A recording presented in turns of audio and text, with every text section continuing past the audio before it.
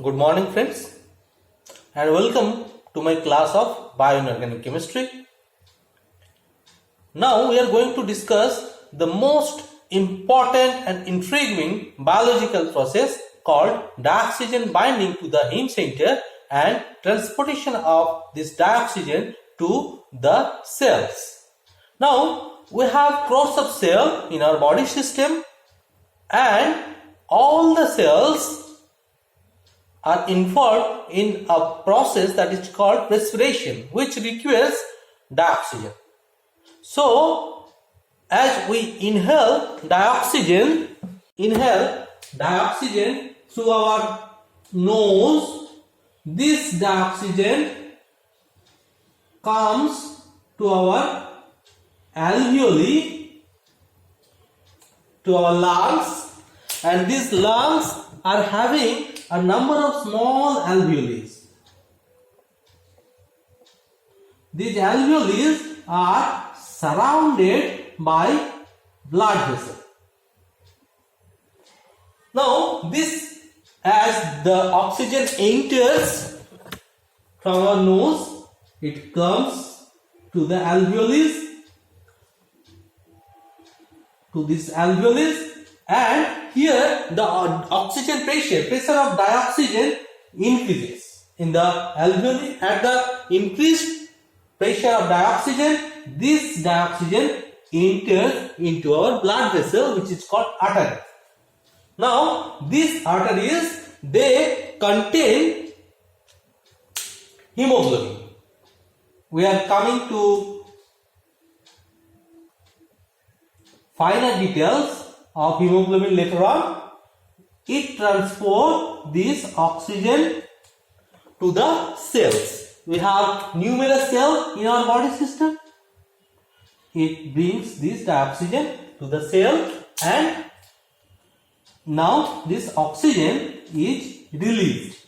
The cell uptake this dioxygen for the process that is called respiration. Now how this dioxygen released? It is called Bohr effect, because of Bohr effect. This term was coined by Sir Christian Bohr.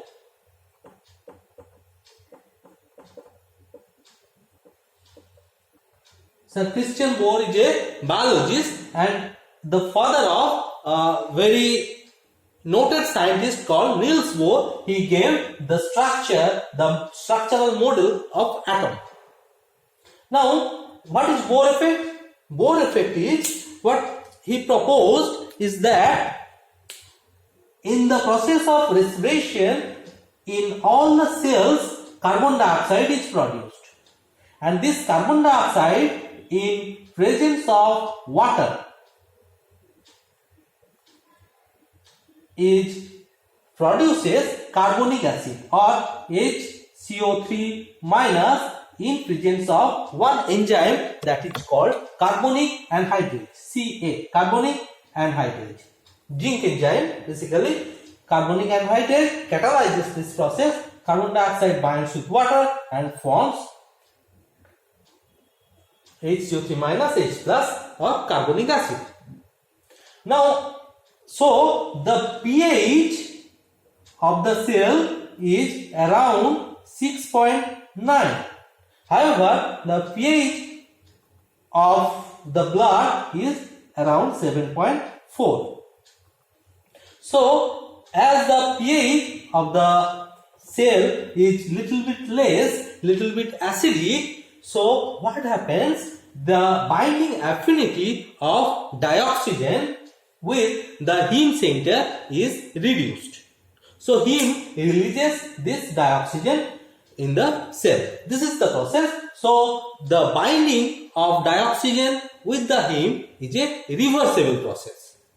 It binds and can be released very elegantly, very easily.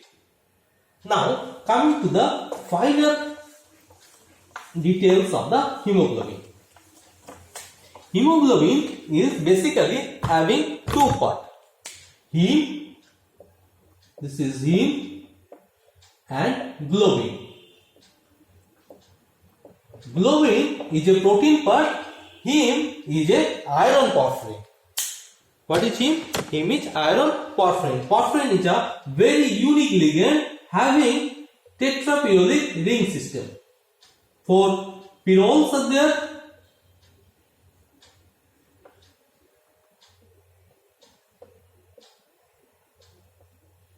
And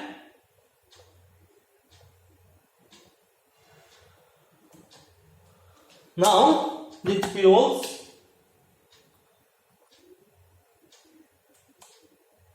are bound like this.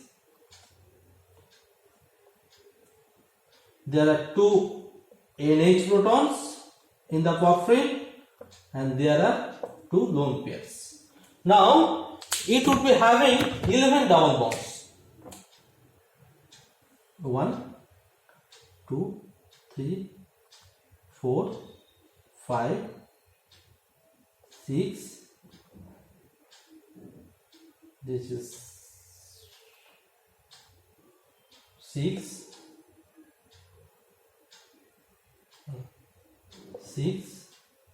1, 2, 3, 4, 5, 6, 7, 8, 9, 10 and 11 double bonds. So this porphyrin moiety is having 11 double bonds and that is 22 pi electron system. This is a 22 pi electron system and the electrons are very much delocalized. So it shows very intense band in the UV visible spectrum. This is the absorption. This is the A given absorption and this is the lambda max value. Wavelength. Now this is around 400, 500, 600 nanometer range. Now this porphyrin would produce very intense band around 400 nanometer and in between 5 to 600 nanometer it produces 2 weak bands. This intense band is called Fourier band and the weak bands are called, this is called Q bands. Now there are, as we see here, there are basically 2 protons attached with the nitrogens. Now when this is a iron porphyrin, the protons would be removed and these would be bound by iron. In the deoxyhemoglobin, before binding of dioxygen, what happens? It is, this iron is a 5 coordinate system. The 5th coordination site is occupied by a histidine moiety. This is the tail part and this histidine is called proximal histidine. This histidine is called proximal histidine. And from the protein part surrounding it, another histidine moiety hangs. Another histidine moiety hangs. Okay.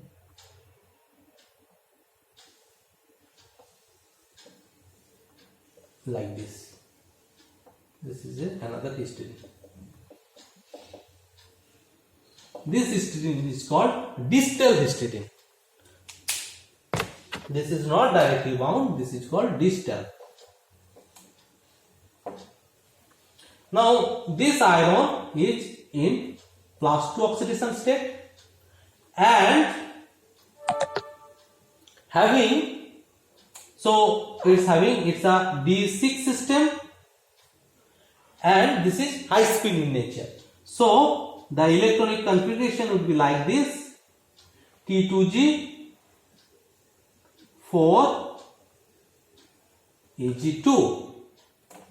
Electrons are filled up like this: T2G4 Ag2.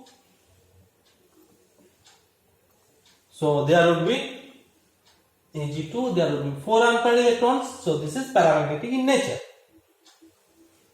Now, the size of this ion is around 92 picometer, which is a bit bigger than the size of the porphyrin cavity.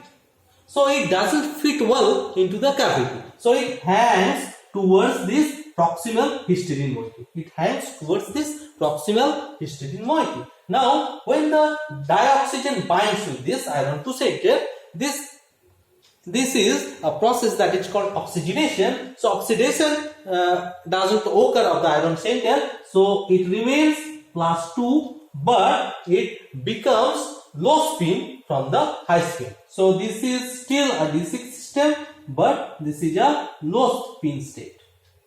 So all the electrons would be like this: T2G6, T2G6, Eg0. So as Eg is not occupied, so naturally the size of the ion is reduced, and that is around 75 picometer. So it almost fit into the cavity of the porphyrin. So in the case when dioxygen binds like this, it becomes 75 picometer of size and becomes D6 system, but low spin. So this is diamagnetic in nature.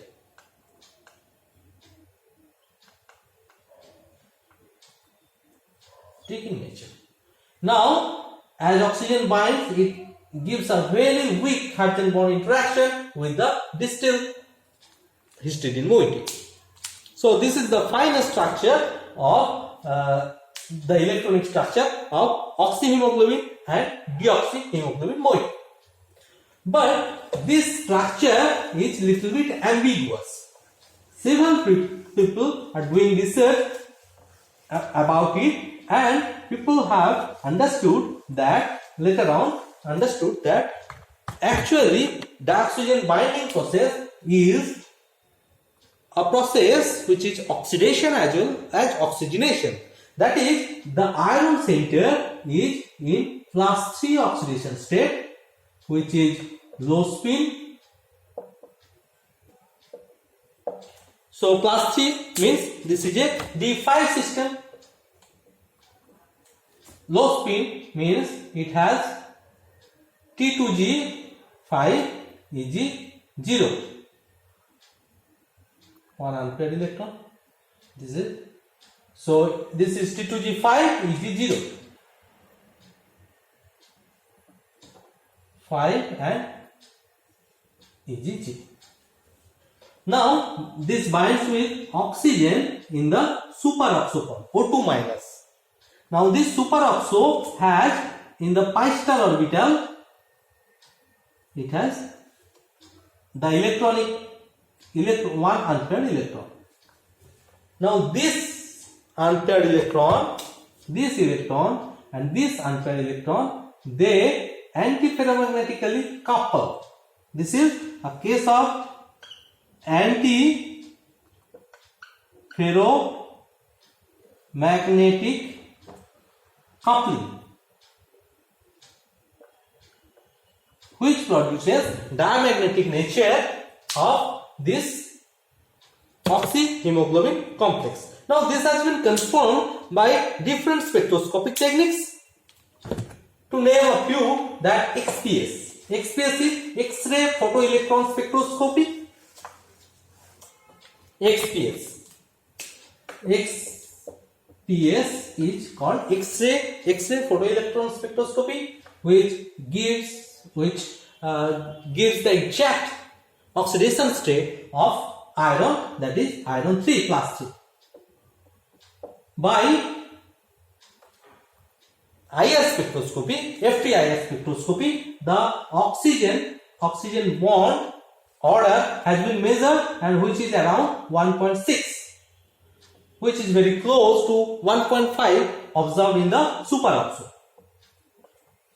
So from the FTIR, it is observed that IR spectroscopy, it has been observed the bond order is very close to the O2 minus superoxide. So these spectroscopic tools confirm the nature, electronic nature, that it is of oxy-heme complex, that it is iron 3 O2 minus. Now, very interesting aspect about hemoglobin is that it's a tetramer of iron phosphate, and it is in the protein chain. The protein chain surrounds it, that is called globin protein. Now, what is the activity of the globin protein? The activity of the globin protein is it gives a hydrophobic core. Hydrophobic core. So, it allows oxygen O2 to enter into the core, but don't allow water. It don't allow water. So it produces a hydrophobic core. If this globin part were not there, so what happens? So this, in presence of oxygen and water, this iron would have been oxidized to class 3 oxidation state, and come closure produces iron porphyrin OH, that is called hematine. Then eventually the two hematine part could bind to produce mu oxodimer and precipitate out. So this would not be able to transport dioxygen. So globin part prohibits the formation of mu oxodimer, the prohibit the formation of hematine by not allowing water molecule inside. And also this makes a distance between the porphyrin moieties by the protein chain. So they cannot come closer and they cannot form this mu oxodimer. Now this protein chain also does another activity, that is called cooperativity.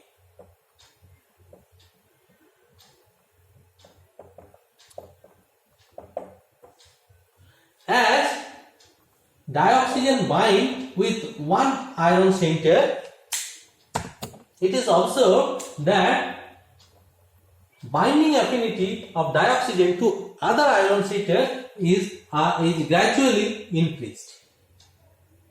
So if this dioxygen binds with this iron center, and this is K1, the binding rate is K1, here the binding rate is K2, here the K3, and in this case it is K4. So because of cooperativity, K4 is far greater than K3, which is greater than K2, which is greater than K1. So reaction rate, the binding affinity of dioxygen with heme is gradually increased. This is called cooperativity, and now this is done by one factor, that is called allosteric interaction. All the iron porphyrins are bound by chains, by protein chain.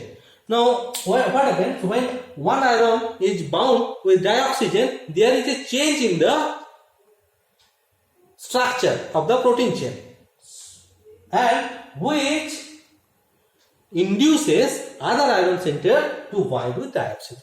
This activity is called allosteric interaction. Now this cooperativity cannot be observed in myoglobin. Myoglobin is a monomer, so it cannot show any kind of cooperative interaction. Now because of cooperativity, the binding of oxygen with heme has been shown by a curve. First, the binding is very slow, then at higher oxygen pressure, the binding affinity pressure of oxygen, the binding becomes complete. The binding affinity increases. This is a curve that can be termed as sigmoid curve.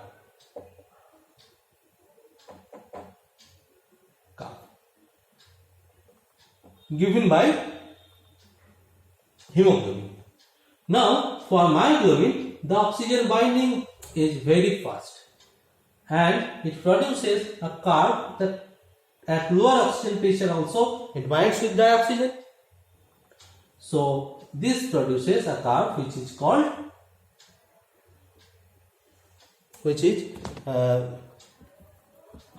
hyperbolic curve. This is called hyperbolic. This produces a hyperbolic curve.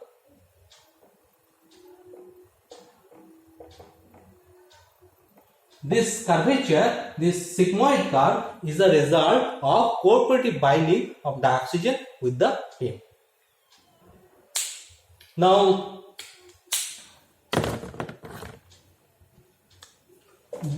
these are all about the dioxygen binding with